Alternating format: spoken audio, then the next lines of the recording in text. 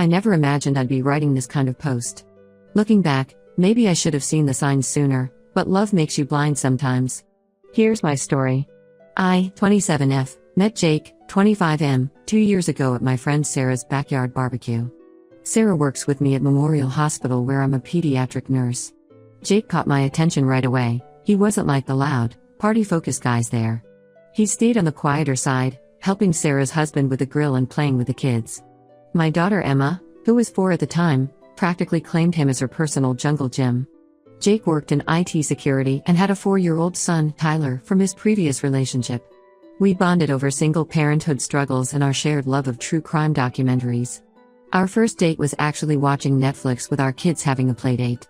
It felt perfect, natural. The first year was amazing. Jake was attentive, thoughtful, and so good with Emma. He'd bring her little gifts, help her with homework, and never tried to replace her dad's role in her life. My ex Mark and I share custody of Emma, and Jake respected those boundaries completely. Or so I thought. We decided not to move in together because we wanted to take things slow for the kids. Jake lived about 20 minutes away with Tyler, who we saw on weekends when Jake had custody. Everything seemed healthy and balanced. Working as a nurse means long shifts, night rotations, and unpredictable schedules. To decompress, I started going out with my co-workers once or twice a month. Nothing wild, usually dinner at Applebee's, maybe some karaoke at O'Malley's, the local pub. Jake was always invited but usually declined, saying he needed to be up early or had Tyler that night. The first red flag appeared about 6 months ago. I was out with Sarah and some other nurses after a particularly rough shift. One of our newer nurses, Lisa, had too much to drink. Being the senior nurse, I felt responsible for getting her home safely. By the time I dropped her off and got home, it was 2 a.m. instead of my usual midnight.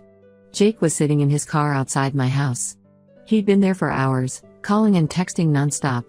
When I walked up, he erupted. He accused me of cheating, said he knew I was with some doctor, called me a liar when I tried explaining about Lisa.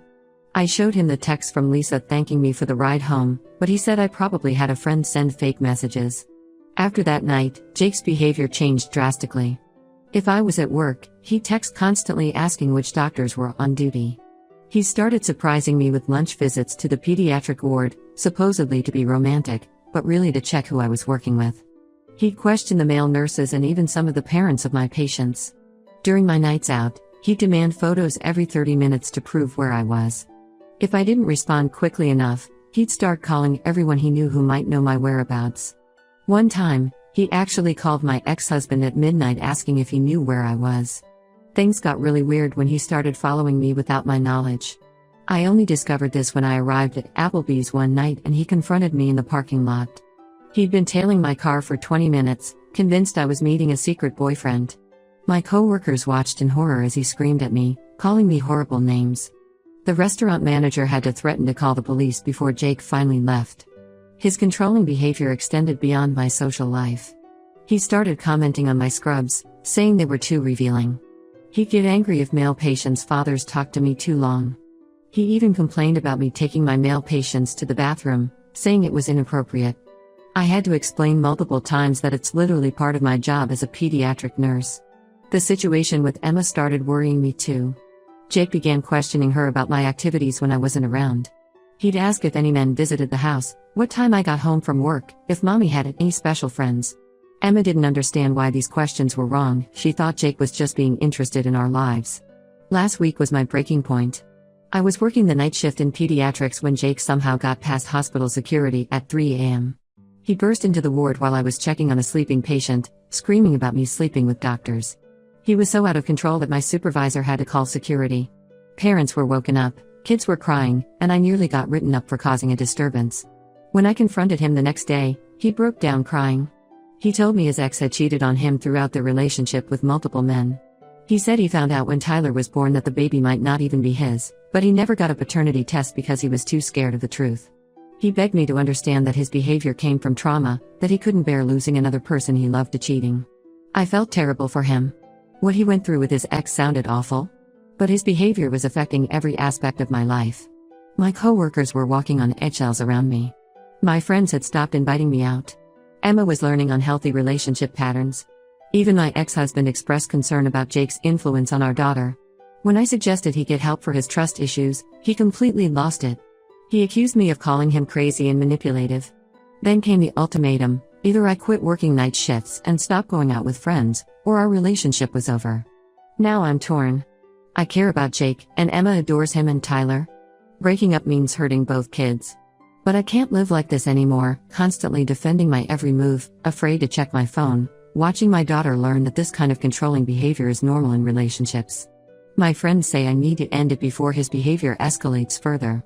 My gut tells me they're right, but my heart aches for the man I fell in love with, the one who seemed so perfect in the beginning. Have I been making excuses for toxic behavior? Should I try to help him heal from his past trauma? Has anyone dealt with something similar? I'll post updates as things develop. Right now, I just need perspective from people who might understand what I'm going through.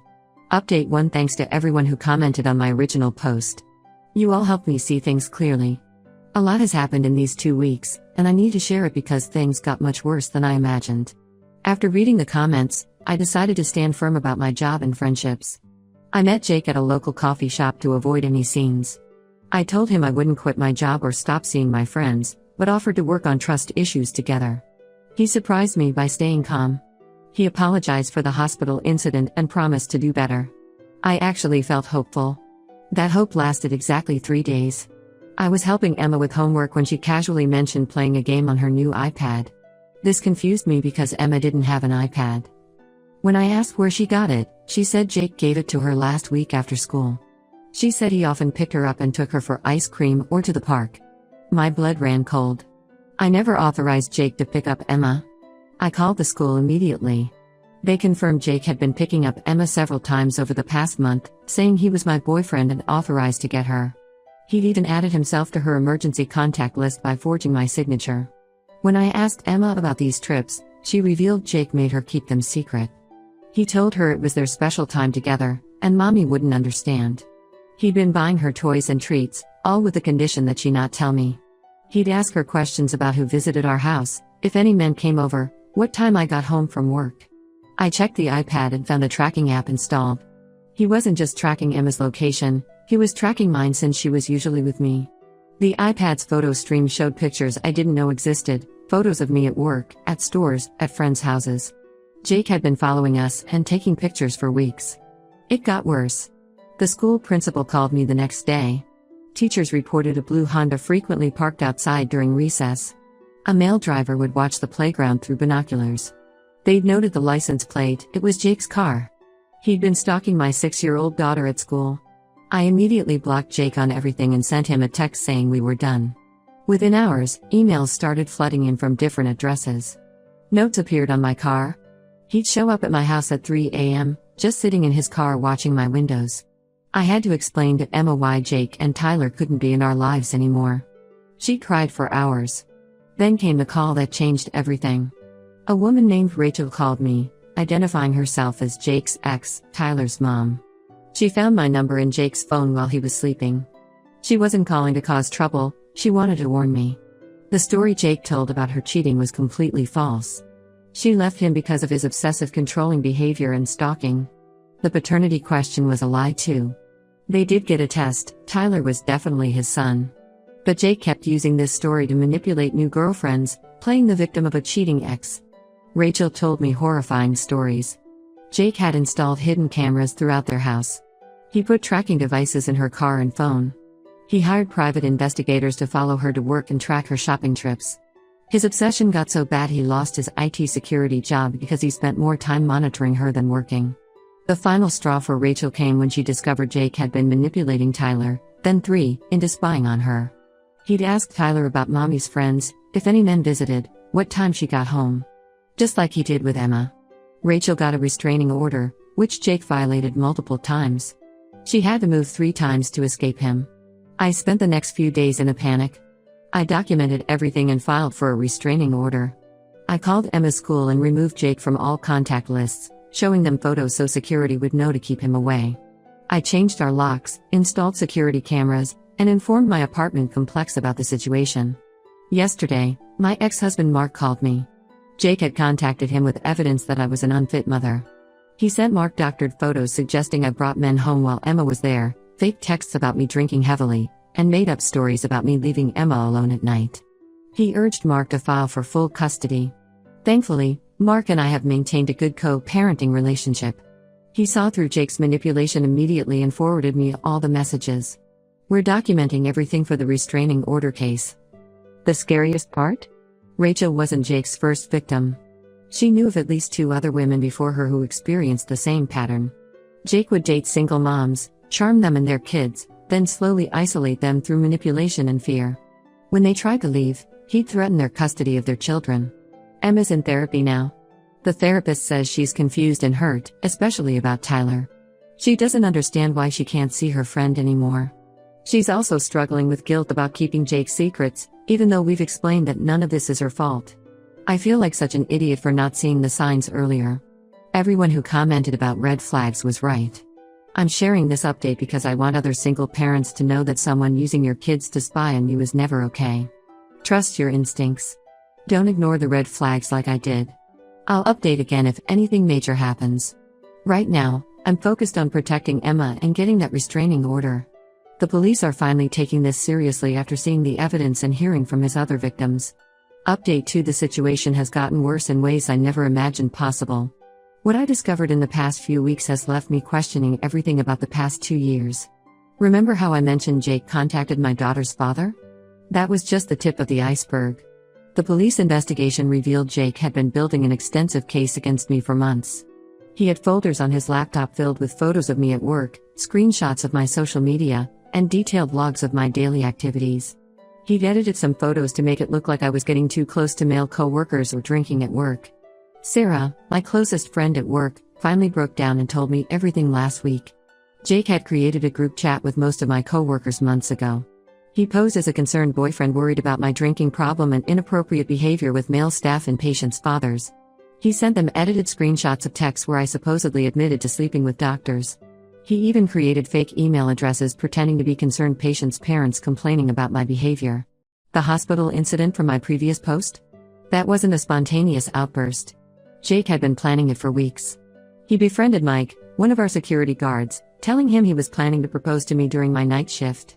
He showed Mike a ring and everything, said he wanted to make it special since I loved my job so much. Mike, thinking he was helping with a romantic surprise, let Jake in that night.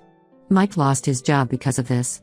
He came to apologize to me yesterday, showing me all the messages where Jake manipulated him. Things at work got really bad. My supervisor called me in for a meeting. Jake had been sending anonymous emails to hospital administration for months. He claimed I was stealing medications from the pediatric ward and drinking during shifts. He sent them edited photos of me looking disoriented at work. I was actually just exhausted from double shifts, and fake witness statements from non-existent staff members. The hospital had to do a full investigation. They checked security footage, counted medications, interviewed my coworkers. I was cleared of all accusations, but some people still look at me differently. There are whispers in the break room. Some parents have requested different nurses for their kids. Then I discovered this wasn't his first time doing this. Through the police investigation, I learned about his pattern. Before me, there was Rachel, his son's mom. Before her, there was Amanda, a kindergarten teacher.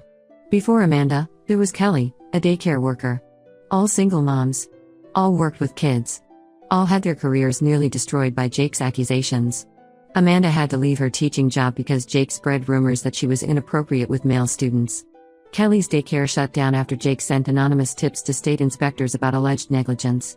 Rachel nearly lost her nursing license when Jake accused her of stealing drugs, just like he did with me. The police found notebooks in his apartment detailing his investigations of all of us. He had surveillance photos, work schedules, lists of co-workers he could manipulate, planned accusations for each victim. It was all calculated, methodical. The most disturbing part? He kept trophies from each relationship, photos, personal items, even copies of the complaints that ruined his victims' careers. The detective said it wasn't just about control. Jake got satisfaction from systematically destroying women's lives. My co-workers are finally seeing the truth. The hospital administration found evidence that Jake had hacked into our email system, probably using his IT skills. He'd been intercepting and editing messages between staff members for months, creating conflicts and suspicion. I'm pressing criminal charges. The police are taking it seriously now that they've connected him to multiple victims. They're building a case for stalking, harassment, cybercrimes, and falsifying evidence. The hardest part is facing my coworkers. Some have apologized for believing Jake's lies. Others still seem unsure, like maybe some of his accusations were true. My reputation, which I spent years building, has been damaged. Even with proof of Jake's manipulation, you can't completely erase people's doubts. I'll post a final update soon. The police say they found even more evidence, and other victims are coming forward. I just hope sharing my story helps someone else recognize these patterns before it's too late. Final update: after months of living in fear, there's finally some resolution, though not the kind anyone expected. The truth about Jake turned out to be far worse than any of us imagined. Jake was arrested last week, but not because of my case. The police investigation uncovered a pattern of stalking multiple women simultaneously. While he was dating me, he had ongoing relationships with 3 other single mothers in nearby cities. Each of us thought we were in an exclusive relationship. Each of us went through the same nightmare: the fake cheating ex story, using our kids to spy, the isolation tactics, the workplace harassment.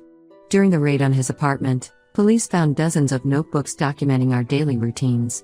He had detailed schedules of our work shifts, our kids' school times, even when we did laundry or went grocery shopping.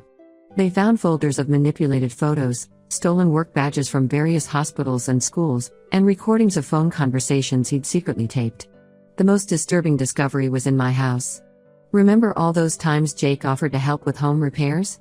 He installed hidden cameras throughout my home, in the living room, kitchen, even my bedroom. The police found 7 cameras total. The thought of him watching me and Emma for months makes me physically sick. I had to throw out my bedroom furniture because I couldn't stop thinking about being watched. The truth about Tyler broke my heart. Jake's ex revealed that he hasn't actually seen his son in over a year. All those weekend visits he claimed to have? Lies. The photos he showed us of him and Tyler at the park or playing baseball? Old pictures from when Tyler was younger. He used his son's existence to appear more trustworthy to single moms. My workplace situation is slowly improving. After Jake's arrest made the news, the hospital administration issued a formal apology. They're implementing new security measures to prevent similar situations. Most of my coworkers have apologized, especially after learning about his other victims. Mike, the security guard who lost his job, was offered his position back with back pay. The legal case against Jake is massive. He's facing multiple charges of stalking, harassment, illegal surveillance, cybercrime, and fraud. His lawyer tried to make a deal: he'd leave all his victims alone if we dropped charges. None of us agreed. The prosecutor says with the evidence they have, Jake's looking at significant prison time. Emma and I are moving next week. I can't stay in a house where we were secretly watched. She's still in counseling, learning about appropriate boundaries and trust. Sometimes she asks about Tyler, and it breaks my heart to explain that their friendship was built on Jake's lies. The other victims and I have formed a support group. There's something healing about connecting with women who understand exactly what you went through. One of them, a psychologist, said Jake shows classic signs of being a predatory narcissist who specifically targets single mothers because we're more vulnerable and our kids give him extra leverage for control. I've learned hard lessons about trust and red flags. When someone uses your kids to spy on you, when they try to isolate you from friends and family, when they show up uninvited to your workplace, these aren't signs of love or concern. They're signs of dangerous obsession. For now, I'm focusing on healing. No dating for at least a year. Emma and I are rebuilding our life, making new memories in our new home. My friends have been amazing, helping with the move and making sure we're never alone if we don't want to be. Some wounds take time to heal. Right now, that's exactly what Emma and I are giving ourselves: time. Time to feel safe again, time to trust again, time to remember who we were before Jake came into our lives. This will be my last update. Thank you all for your support throughout this nightmare. If my story helps even one person recognize these warning signs sooner, then sharing it was worth it.